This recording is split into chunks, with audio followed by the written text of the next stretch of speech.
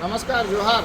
આપ જોઈ રહ્યા છો આકાર એપાર્ટમેન્ટ તિથલ રોડના રહીશો જે પાણી પી રહ્યા છે. આ જોઈ શકો છો, આ ગટરનું પાણી તે લોકો પીવા મજબૂર બન્યા છે મ્યુનિસિપાલિટીના પાપે, અને એ લોકો મહિનાથી વારંવાર રજૂઆત કરી રહ્યા છે. પરંતુ મ્યુનિસિપાલિટીનો જવાબ શું છે કે ગટરનું પાણી મિક્સ થઈ ગયું હશે, પરંતુ અમારી પાસે રોડ ખોદવાની મંજૂરી નથી.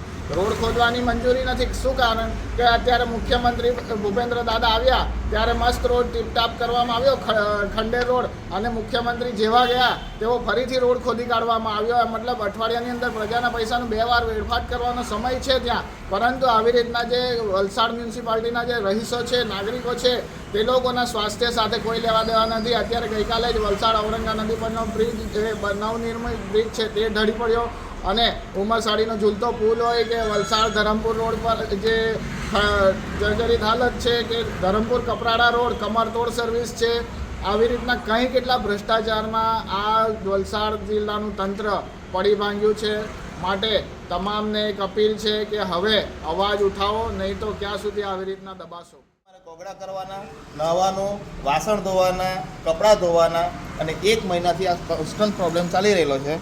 અને આ લોકો એમ કહે છે કે તમારી ગટર ઉભરાઈ રહેલી છે. હવે ગટર ઉભરાય એના પાણીના સાથે શું લાગે વળગે? પાણીનું કનેક્શન તો અલગ જ છે ને. તો એનો પ્રોબ્લેમ તો સોલ્વ થતો નથી, અને એમ કહે છે કે તમે પોતાનું બોર કરાવો. તો ટેક્સ શાના માટે આપીએ? આ પાણી કેવું 30 સ્મેલ આવે છે. આ ગટરનું ખીણવાળું પાણી છે બધું, વાસ મારતું બંધાતું.